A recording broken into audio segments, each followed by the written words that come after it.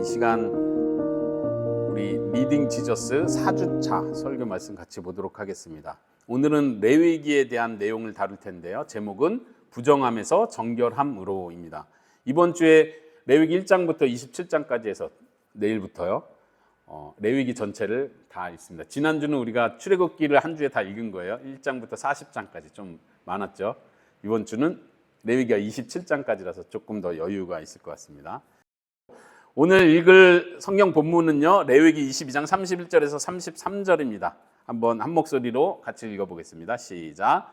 너희는 내 계명을 지키며 행하라. 나는 여호와니라. 너희는 내 성호를 속되게 하지 말라. 나는 이스라엘 자손 중에서 거룩하게 함을 받을 것이니라. 나는 너희를 거룩하게 하는 여호와요. 너희의 하나님이 되려고 너희를 애굽 땅에서 인도하여 낸 자니 나는 여호와니라. 네, 우리가 영상 보기 전에 잠깐 레위기에 대한 이야기를 하고 오늘 본문 설명을 좀 하면요. 레위기는 보통 출애굽기도 그렇지만 우리가 지난주에 출애굽기 읽으면서도 성막 만드는 게 너무 구체적으로 나오다 보면 그 성막 만드는 부분 읽기가 참 힘들어요. 그리고 반복된다고 했어요. 그래서 약간 집중력을 잃어뜨리기 쉬운데, 레위기도 그런 면에서는 우리가 오늘날 적용하거나 구체적으로 레위기에서 어떻게 하라는 거 우리가 오늘날 적용하는 것이 거의 없기 때문에 사실은 집중력을 확 흐트릴 수 있는 책이기도 합니다.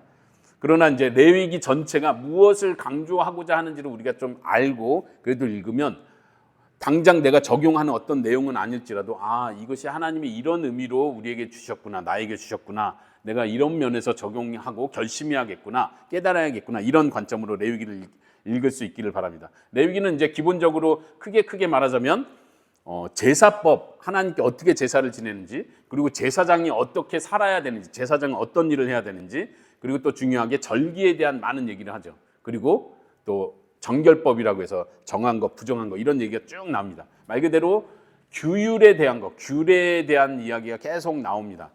그러면 우리가 이 부분을 어떻게 받아들여야 되는지 오늘 레위기 22장 31에서 33절이 그것을 잘 말해줍니다.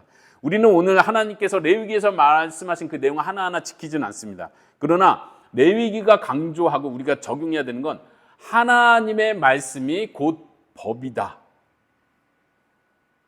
다시요. 이게 좀 제가 표현하고도 약간 어렵네요. 레위기의 말씀을 오늘날 우리가 그대로 적용하진 않습니다.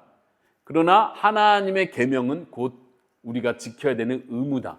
레위기를 지킨다는 말씀이 아니라 하나님께서 레위기가 이스라엘 민족 그 역사 시간 안에서 주어진 법이라면 하나님은 이스라엘 민족과 그 시간 역사를 초월해서 주신 우리에게, 오늘날 우리에게 주신 하나님의 법이 있습니다. 예수님께서는 새 계명을 주신다고 했죠. 그 세 계명이 무엇이라고 했습니까? 서로 사랑하라. 그리고 신약에 보면은 구체적으로 비판하지 말라, 혹은 다른 사람을 배려하고 섬기고 서로 도우라, 이런 표현들이 계속 나오는데 이런 것들은 오늘날 우리에게 그대로 주신 하나님의 법입니다. 우리는 그 하나님의 법을 지킴으로 하나님의 백성다운 삶을 살아가는 것입니다. 하나님께서 레위기에서 이렇게 말씀하세요. 내 계명을 지키며 행하라. 하나님은 스스로 말씀하시길 나는 여호와니라. 하나님께서 너희는 내 성호를 욕되게 하지 말라, 그러니까 모욕하지 말라는 뜻입니다. 우리가 십계명에서도 말하지만 하나님의 이름을 함부로 일컫지 말라. 하나님의 거룩한 이름, 성호라고 표현합니다. 거룩한 이름을 욕되게 하지 마라. 우리가 주기도문 할 때도 하나님의 이름이 거룩히 여김을 받으시오며 이렇게 표현하는데, 하나님의 이름은 어느 때에 더러워지고 땅에 떨어집니까? 이런 표현이 구약에서 많이 반복되는 아주 중요한 주제이고 이슈인데, 하나님의 백성, 하나님의 이름으로 일컫는 하나님의 백성이 거룩한 삶을 살지 못할 때 하나님의 이름이 땅에 떨어졌다고 말합니다. 주기도문 우리가 매주마다 고백할 때도 마찬가지 그 생각을 분명히 해야 돼요. 하나님의 이름이 거룩히 여김을 받으소서, 이 말은 우리가 하나님의 이름으로 일컫는 하나님의 백성이고 자녀로서 어떻게 살아가는지에 따라서 하나님의 이름이 거룩해지고 높아지기도 하고, 우리가 어떻게 사느냐에 따라서 하나님의 이름이 땅에 떨어지고 더럽혀지기도 합니다. 하나님께서는 나중에 선지자들을 통해서 말씀하실 때 이스라엘 백성들이 내 이름을 더럽혔다라고 말씀하시면서 더럽혀진 내 이름을 위하여 내가 새 일을 행하겠다, 이렇게 말씀하세요. 이스라엘 백성들이 행하는, 하나님의 백성인 이스라엘 백성들이 행하는 그 모습이 하나님의 이름을 욕되게 하기도 하고 하나님의 이름 더럽히기도 한다는 것을 기억해야 합니다. 하나님께서 이 말씀을 레위기에서 하시는 이유가 있어요. 너희들이 어떻게 사느냐에 따라서 내 거룩한 이름이 높아지기도 한다. 나는 이스라엘 자손 중에서 거룩하게 함을 받을 것이니라. 지금 하나님께서는 출애굽 이후에 이스라엘 백성 가운데 성막 가운데 거하시면서 거룩하신 하나님이 친히 죄인들의 모임 가운데 들어오셨다는 걸 기억해야 돼요. 그리고 하나님 말씀하시는 거예요. 너희가 어떻게 하느냐에 따라서 내가 더러워지기도 한다. 나는 본래 거룩한 하나님인데 내가 너희들 가운데 왔다. 이제 너희가 어떻게 행해야 내 이름이 거룩해지고 내 거룩함이 유지되는지를 가르쳐 주겠다. 나는 이스라엘 자손 가운데 거룩함을 받을 것이다. 그러면서 레위기를 계속 주시는 거예요. 그러니까 오늘날 우리가 레위기의 내용을 하나하나 지키지는 않는다고 했어요.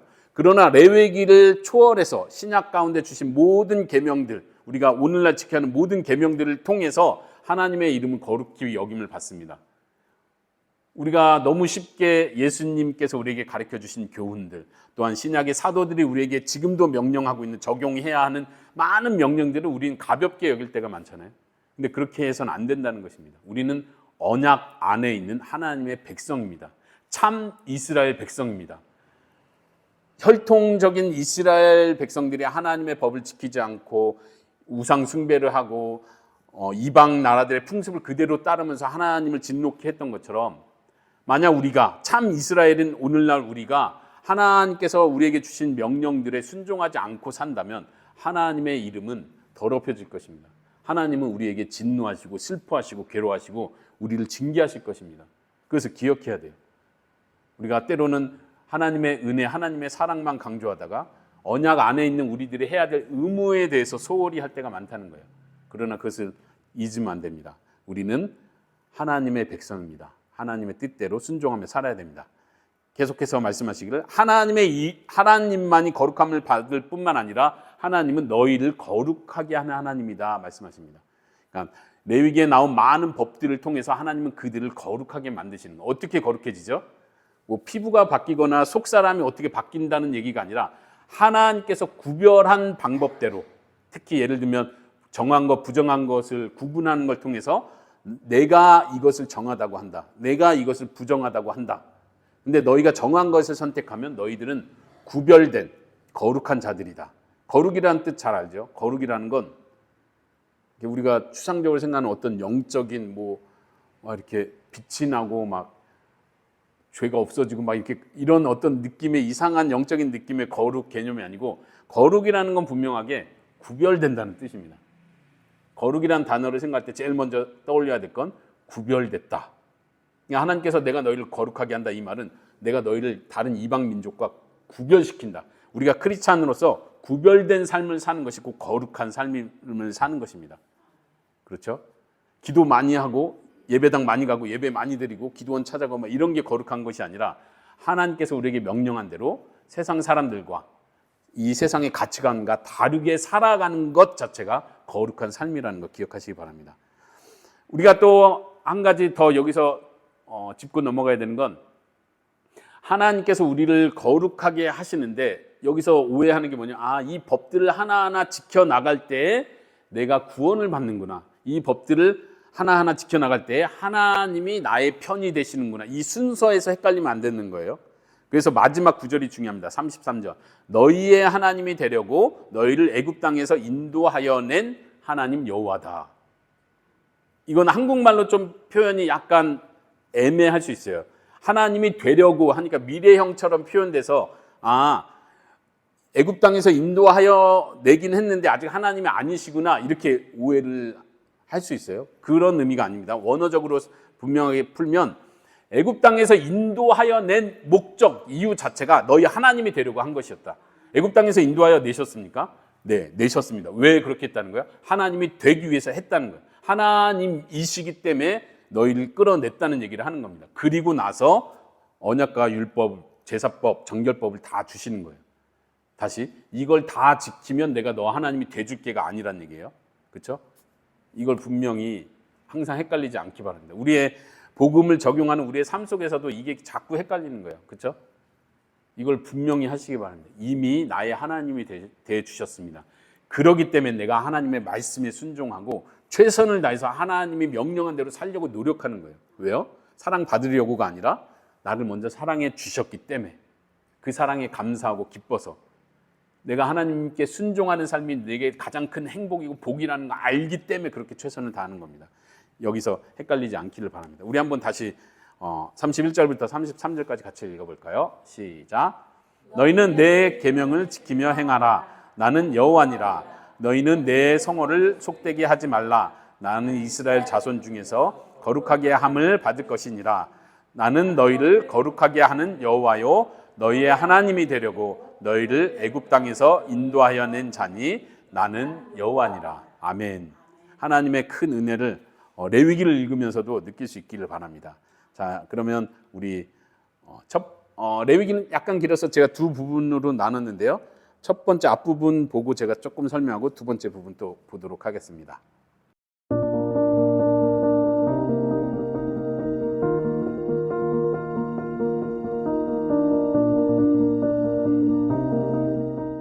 이번 영상에는 리딩 지저스 1권의 5번째 수업을 담았습니다. 레위기에 기록된 다양한 제사와 규례 등을 살펴보면서 하나님과의 언약 관계 안에서 그 규례가 지닌 의미와 목적이 무엇인지 함께 알아봅시다. 레위기는 성경 통독의 의지를 무너뜨리기로 유명한 책입니다. 구약의 제사, 레위인의 규례 등 우리와 관련 없어 보이는 내용만 가득하니까요. 그러나 제사 제도나 규례 안에 담긴 풍성한 의미를 알게 된다면 회복으로 이끄시는 하나님의 은혜에 감격하며 읽을 수 있습니다. 그럼 우선 레위기의 배경부터 알아보겠습니다. 레위기는 단독으로 존재하는 책이 아니라 출애굽기에 이어지는 책입니다. 이스라엘 백성은 애굽을 나와 시내산에서 언약을 받은 후 하나님이 거하실 성막을 완성했습니다. 완성된 성막에는 하나님의 영광이 가득했지요. 그 영광으로 인해 백성은 물론 모세도 성막에 들어가지 못했습니다. 레위기 1장은 성막이 완성된 직후 하나님이 모세를 불러 말씀하시는 장면으로 시작합니다. 성막에 거하시는 하나님의 임재는 분명히 은혜이지만 죄악된 이스라엘 백성은 거룩한 하나님 임재 안에서 살아가는 방법을 배워야 했습니다. 이것이 레위기에서 여러 규례가 기록된 이유입니다. 그러면 레위기는 백성들에게 어떤 규례를 가르쳤을까요? 가장 먼저 희생제사입니다.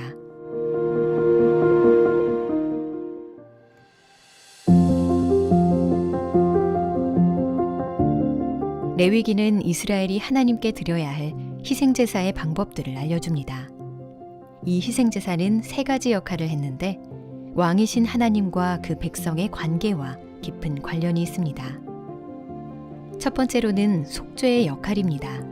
죄를 짓고 하나님과의 언약을 깨뜨린 백성이 있다면 그는 자기 죄 때문에 죽는 대신 그 죄를 대신 담당할 대속제물을 하나님께 바칩니다. 이 희생제사를 통해 백성은 자신의 죄를 씻어내고 깨어진 하나님과의 관계를 회복합니다. 이는 주로 번제로 드려졌습니다. 두 번째로는 예물로서의 역할입니다. 고대 근동에서는 왕의 주권을 인정한다는 의미로 예물을 바쳤습니다. 이와 마찬가지로 레위기에 나오는 희생제사 중에도 왕이신 하나님의 주권을 인정하는 의미에서 제물을 바치는 제사가 있었습니다. 이는 주로 소제로 드려졌습니다. 세 번째는 성찬의 역할입니다. 언약을 처음 맺거나 새롭게 할 때마다 마지막 의식은 항상 성찬이었습니다. 성찬이란 백성이 하나님 앞에서 함께 먹고 마시는 의식을 뜻합니다. 성찬에 초점을 둔 제사로는 화목제가 있습니다. 화목제를 드릴 때는 제물의 기름만 불에 살라서 바칩니다. 그리고 나머지 부위는 제물을 바친 자에게 돌려주어 가족들이 함께 여호와 앞에서 먹고 마시도록 합니다. 지금까지 본 3가지 측면을 종합하면 구약 성경의 희생제사가 어떤 역할을 했는지 알 수 있습니다. 이스라엘 민족은 희생제사를 통해 언약관계 안에서 생겨난 불화를 치유하고 언약관계에 따르는 의무를 이행하고 언약관계로 인한 복을 누렸습니다.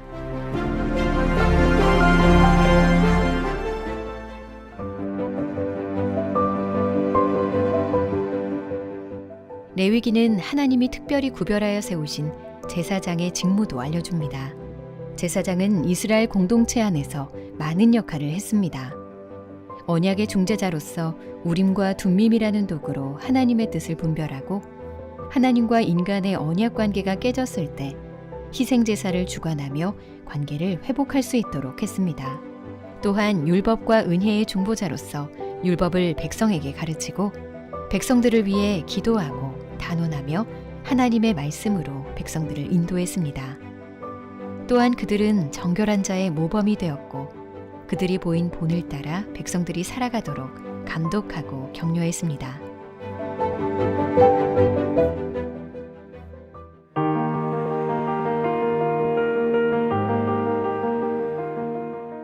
제사장의 역할과 자연스럽게 연결되는 정결규례와 부정규례는 사실 우리에게 쉽사리 이해되지는 않습니다. 낙타와 돼지, 토끼가 왜 부정한 짐승이었는지 정확한 이유를 알긴 어렵죠. 그러나 여기서 우리가 집중해야 할 것은 특정 동물이 왜 부정했는가가 아닙니다. 정한 것과 부정한 것을 구별하는 일이 이스라엘 백성의 삶에 큰 의미를 갖고 있었다는 사실이 중요한 것이죠. 부정한 짐승들은 하나님 앞에서 부정한 나라들을 의미했고 정결한 짐승들은 하나님 앞에서 정결한 이스라엘을 의미했습니다. 그리고 이스라엘 백성 중에서도 제사장들은 제물로 드리는 흠없는 짐승처럼 거룩한 역할을 감당했죠. 이러한 구분은 예수님께서 이 땅에 오셔서 자신을 통해 이스라엘을 새롭게 정의하시면서 완전히 바뀝니다. 예수님 안에서 유대인과 이방인 모두가 하나님의 정결한 백성이 되었습니다. 그 밖에 레위기에 기록된 피부병에 대한 규례나 옷과 집에 퍼지는 곰팡이 관련 규례 등은 주변에 쉽게 퍼져서 다른 것도 부정하게 만드는 죄의 본질을 잘 보여줍니다. 하나님께서 이런 규례들을 주신 목적은 부정해진 사람을 판단하고 정죄하기 위해서가 아니라 오히려 그들이 여호와 앞으로 나오도록 초청하여 그들의 부정함을 정결케 하기 위해서였습니다. 희생제사, 그러니까 제사법에 대해서 쭉 설명을 하는데 제사의 종류, 제사의 방법을 쭉 설명하는데 여기서 우리가 다 구체적인 내용을 다 이해하고 어떻게 하라는 거구나 다 이해할 필요는 없어요. 그러나 이게 큰 의미로 세 가지 성격이 있다고 이렇게 우리에게 설명해 주고 있습니다. 첫 번째는 속죄의 의미, 예물, 하나님께 드리는 선물 개념으로서 예물의 의미, 그 다음에 성찬. 성찬은 하나님께서 하나님과 화목한 관계를 통해서 하나님과 화목할 뿐만 아니라 이웃들과 함께 식사를 하는 자리, 이런 의미에서 성찬이라고 했습니다. 이 영상에서 설명하기를 속죄는 우리가 죄를 지었을 때 이 제사를 통해서 우리의 죄가 용서받는 그 하나님과의 관계, 깨진 관계가 회복되는 의미가 있고요. 예물은 우리가 하나님께 드리는 거예요. 그래서 언약 안에서 하나님께 드리는 우리의 의무를 표현하고, 성찬은 하나님께서 우리에게 주시는 그 복을 누리는 개념으로서 우리가 성찬을 누린다고 이해하시면 되겠습니다. 그렇게 설명했었습니다. 기억나시죠? 네. 두 번째는 제사장에 대해서도 설명했습니다. 제사장은 어떤 사람이에요? 하나님과 사람 사이에, 그러니까 중보자라는 말 자체가 우리가 한국말로는 뭐 부동산 중개인 할 때 그 중개자라는 뜻이에요. 태국어로도 마찬가지죠. 중간에 있는 사람, 이렇게 표현을 하더라고요. 중보자로서의 제사장, 하나님과 사람 사이에서 그 중간 역할을 하는 거죠. 사람이 죄를 졌을 때 하나님께 나아가서 하나님 이 사람을 용서해 주십시오라고 기도할 수 있고요. 또한 사람을 향해서도 이들에게 하나님의 법을 가리키고 하나님의 뜻을 가리켜서 하나님 앞에 나올 수 있도록 하는 중요한 역할을 맡고 있죠. 그 중간 역할을 하는 제사장으로서 레위기에서는 더더욱 강조하는 것이 이스라엘 백성도 거룩하고 구별된 삶을 살아야 되지만 그 중에서도 레위 사람, 제사장의 역할을 맡는 사람은 더 큰, 말하자면 더 스트릭한 규율을 줘서 정말 제사장 되기 힘들겠다 느낄 정도로 그런 자세한 규율들이 있습니다. 오늘날 신약시대에 살고 있는 우리 성도들을 가리켜서 제사장이라고 합니다. 레위기를 읽어가면서 제사장 참 힘들었겠다, 내가 제사장이었으면 힘들었겠다가 아니라 내가 제사장이구나, 하나님께서 나에게 더 특별히 더 많은 것을 요구하시겠구나. 그럼 그거 요구하시는 내용을 레위기에서 찾는 게 아니라 신약에 와서 이것도 내가 지켜야 될 아주 작지만 내가 쉽게 무시하는 하나님의 말씀이지만 내가 이것도 지켜야 되는 거구나, 내가 구별된 삶을 사는 제사장이구나, 이걸 기억하시기 바랍니다. 그리고 또 이 부분도 할 이야기는 많지만 참 어려운 내용이에요. 근데 영상에서도 설명한 것처럼 왜 그런지를 우리가 자꾸 파악하려고 할 필요가 없어요. 물론 신학자들은 몇 가지 이유를 대면서 설명하고 이해를 돕기도 합니다. 하지만 정확한 더 분명히 알아야 될 것은 하나님께서 정하신 것이 정결한 것이다. 이것만 기억했으면 좋겠어요. 예를 들면 하나님께서 선악과를 지목하시면서 이것을 먹지 말라고 했어요. 이것을 먹으면 악을 짓게 되는 거예요. 범죄를 하게 되는 거예요. 그러면 사람들이 생각하기를 왜 그 많은 나무들 중에 이 나무를 선악과로 정하시고 이거를 먹지 말라 했을까 하면서 이 나무는 거기 독이 들어있구나. 이 나무가 모양이 이렇게 생겨서 하나님이 나쁘다고 한 거 이렇게 파악하는 거 지혜롭지 못하죠. 왜 선악과는 먹지 말아야 돼요? 하나님이 정하신 나무이기 때문에 하나님의 뜻이 정해진 거예요. 하나님의 명령, 하나님의 말씀이 정해졌기 때문에 이것은 악한 게 되는 거예요. 다른 건 먹어도 돼요. 똑같이 하나님께서 어떤 동물은 먹지 말라고 정하셨는데 왜 먹지 말라고 했지? 이게 건강에 안 좋구나. 비위생적이구나. 이렇게 따지는 문제가 아니라 하나님이 정한 대로 순종하는 것이 구별된 삶을 사는 것이라는 걸 가르쳐 주는 거예요. 마찬가지로 피부병, 곰팡이 막 자세한 얘기가 굉장히 많이 나오는데 궁금해요. 집을 관찰할 때도 집에 곰팡이가 생기거든. 그래서 어떻게 하고 이걸 어떻게 하면 정결케 하고 막 법을 너무 많이 가르쳐 주세요.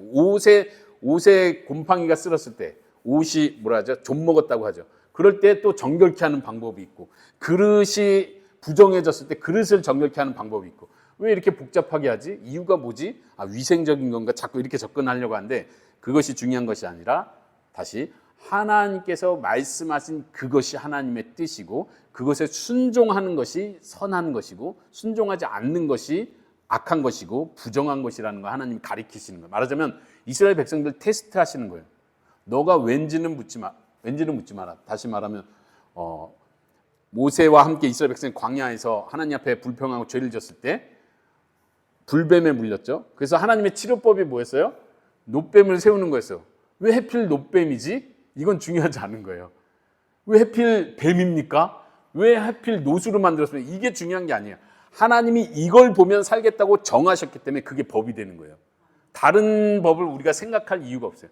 하나님이 정하신 것이 곧 그대로 따르는 것이 선이고 하나님이 치료법을 정하셨는데 그 법을 따르지 않을 때 그것이 악이 되는 거고 우리에게 구원이 되지 못하는 거예요. 똑같습니다. 어떤 사람들은 왜 예수님이 죽었어야 됩니까? 왜 하나님의 아들이 오셨어야 됩니까? 막 계속 하나님의 구원 방법을 따집니다. 왜 구원자는 한 분밖에 안 계십니까? 왜 이스라엘에게 먼저 예수님을 주셨습니까? 왜 수많은 나라 중에 어느 나라가 먼저 복음을 들어야 했습니까? 왜 우리는 나중에 믿게 됐습니까? 많은 불평이 있지만 하나님께서 정하신 뜻이 있고 하나님께서 정하신 바로 그것이 하나님의 선하신 방법입니다. 우린 그것을 믿고 신뢰하고 따르겠는가 혹은 따르지 않겠는가만 결정되는 거예요. 그것을 따를 때 구별된 사람 혹은 정한 사람 이렇게 하나님은 가르쳐주고 계신 것입니다. 자, 다시 계속 이어서 두 번째 영상을 보도록 하겠습니다.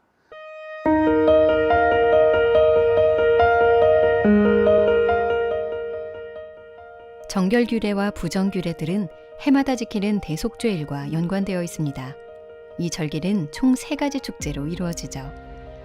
첫 번째는 나팔절로 나팔을 불며 하나님이 왕 되심을 인정하고 그분의 통치를 기뻐하는 축제입니다. 두 번째는 대속죄일입니다. 9일 동안 금식하며 죄를 회개한 후 이스라엘 백성의 죄를 정결케 하는 의식을 치릅니다. 대제사장이 백성을 대표하여 자신의 죄를 먼저 씻은 다음 이스라엘 자손을 정결하게 하는 속죄제를 위해 염소를 바칩니다. 그리고는 살아있는 다른 염소 머리에 2 손을 얹고 이스라엘 백성의 모든 죄를 아릅니다. 그리고 이 속죄 염소를 광야로 내보내 먼 곳으로 놓아줍니다. 이로써 백성들의 죄를 동이 서에서 먼 것 같이 먼 곳으로 몰아내는 것입니다. 마지막 셋째는 초막절로 약속의 땅에 들어간 후에 지키라고 하신 축제입니다. 광야에서 백성들의 필요를 채워주신 하나님을 잊지 않고 기념하는 날인 동시에 올리브나무와 포도나무의 추수를 기뻐하는 행복한 날입니다. 이러한 대속죄일 의식에서 예수님을 발견하기란 그리 어렵지 않습니다. 예수님은 우리를 대표한 대제사장이시자 자신을 내어주신 속죄 제물이시고 우리를 위해 하나님에게서 버림받는 고통을 감당하신 속죄 염소이시기 때문입니다.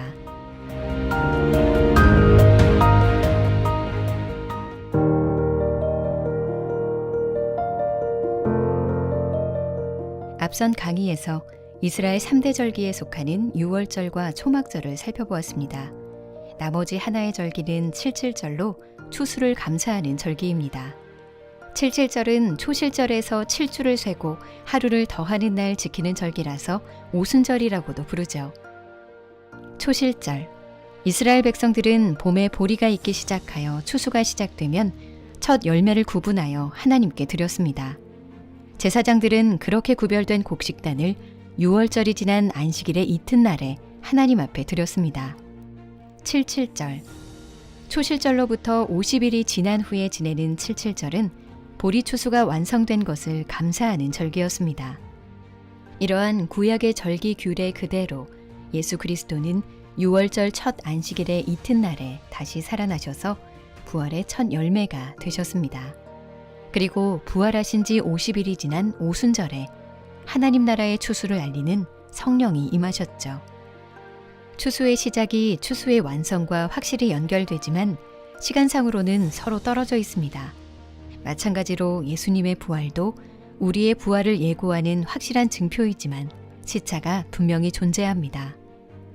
레위기를 통해 우리는 구약 성경의 절기가 가리키고 있는 것은 바로 그리스도의 죽음과 부활이라는 것을 알 수 있습니다.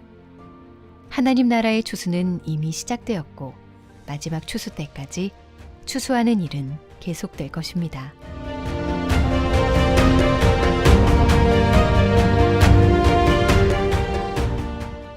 레위기의 희생제사들을 이해할수록 그리스도께서 그 모두를 성취하셨음을 깨닫습니다. 예수님은 언약을 깨뜨린 자가 받아야 하는 죽음의 형벌을 대신 감당하는 대속물이 되셨습니다. 또한 예수님은 대제사장으로 은혜와 율법의 중보자가 되십니다. 여기서 반드시 알아야 할 사실은 이제 모든 믿는 자가 제사장이라는 점입니다. 그렇다고 칼을 들고 가축을 잡는다는 뜻은 아닙니다. 우리가 드릴 제사는 영적 제사입니다. 우리가 그리스도께서 십자가에서 드린 희생에 감사하여 거룩한 삶의 예배자로 설 때 우리 하나님께서 우리를 통해서 영광 받으실 것입니다.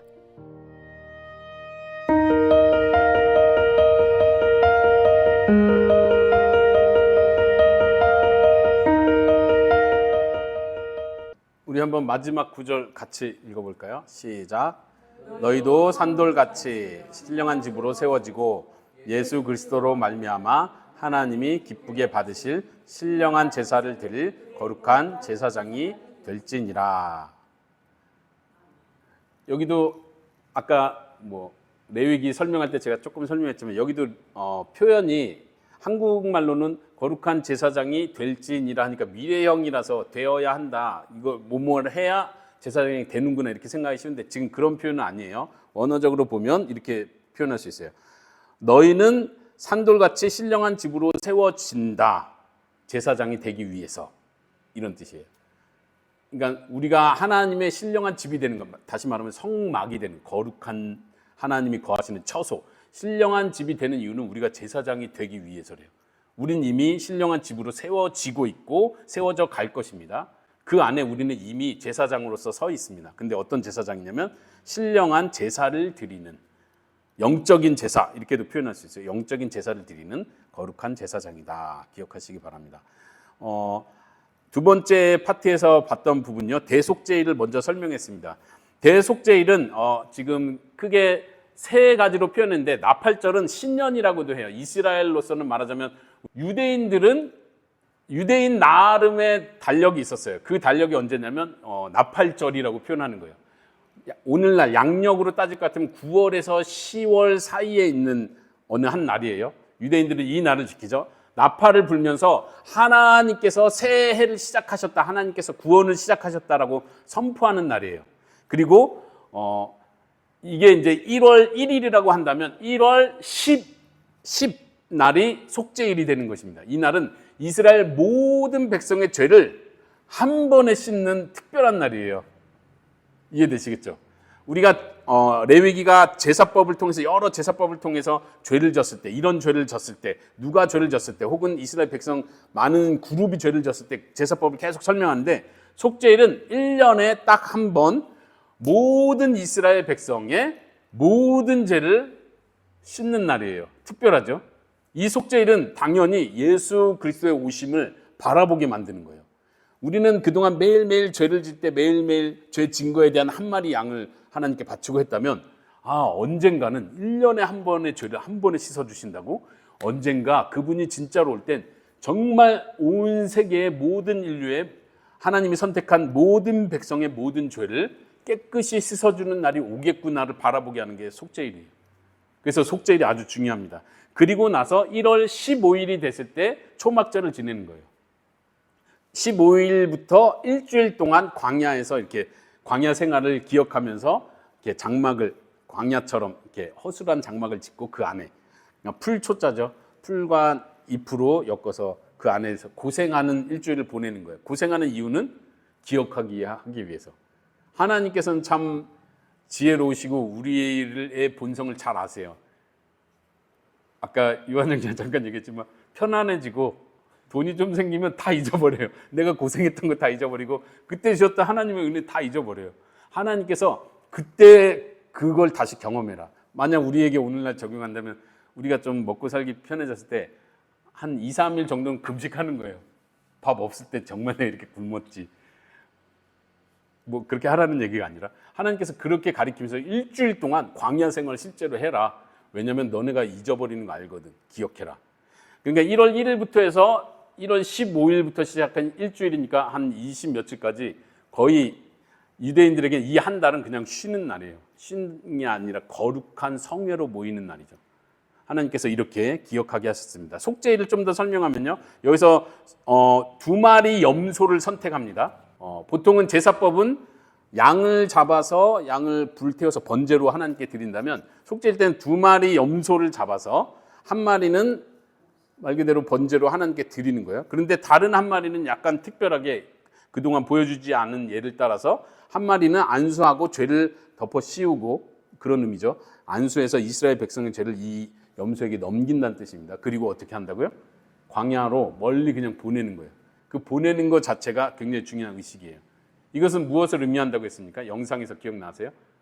어떤 의미? 하나님께서 죄를 동리서에서 먼 것처럼 멀리 하신다는 걸 상징적으로 아주 보여주고 있는 것입니다. 예수님께서 바로 이 일을 하셨다고 우리는 믿습니다.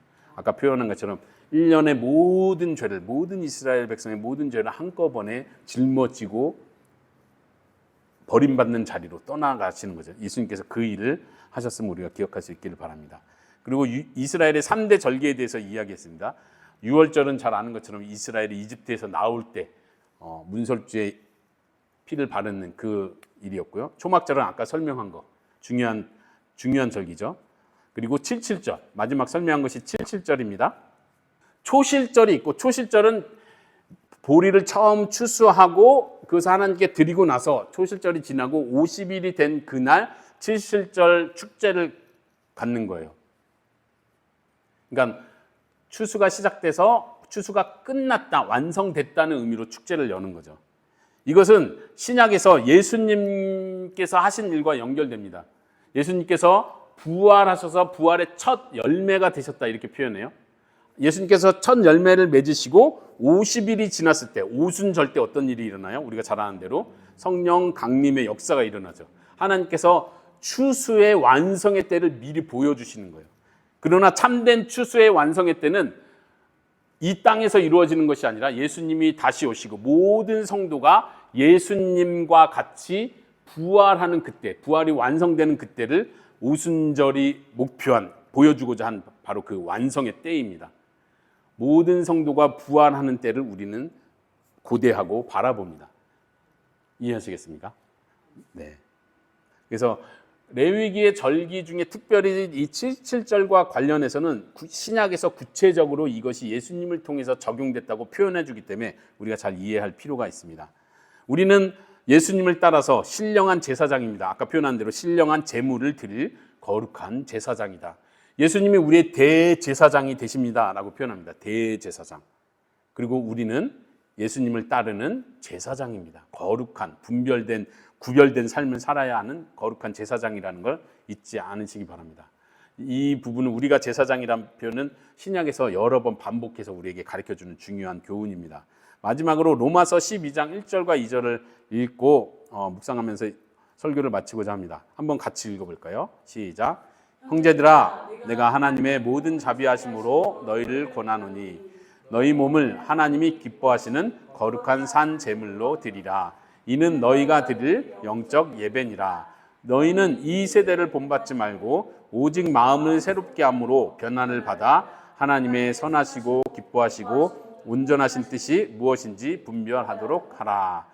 로마서 12장 1절만 보고 적용할 때 많은 사람들이 오해하는 것 중에 하나는 거룩한 산 제물, 또 벌써 거룩하다는 어떤 영적인 느낌이 들어가고, 그 다음에 또 영적인 예배니라 이러다 보니까 또 영적인 뭐 자꾸 이런 걸 생각하는데, 제가 가로해놨죠. 영적이라는 뜻보다는 정확히 말하면 이성적인 예배라고 번역할 수 있어요. 이성적이다. 그래서 좀 더 순화해서 합당한 예배 이렇게 번역하는 것이 좀 더 가깝습니다. 거룩한 산 제물, 우리의 몸이 살아있기 때문에 우리를 죽여서 하나님께 바치는 게 아니라 우리가 살아있는 몸으로 하나님께 제물이 되어야 한다고 지금 설명을 하고 있는데, 그러면 거룩한 산 제물이 된다는 게 무슨 뜻입니까?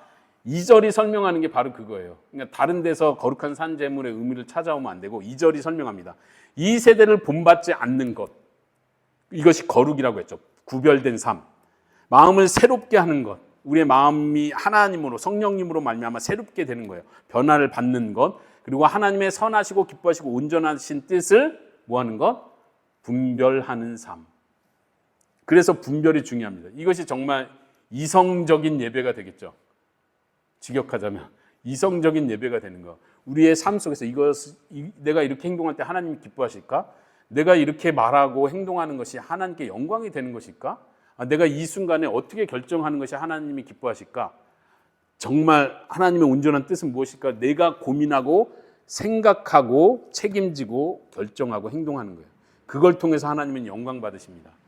하나님의 이름이 우리 그리스도인들의 삶을 통해서 영광 받으십니다. 이것이 하나님이 받으시는 예배가 되는 거예요.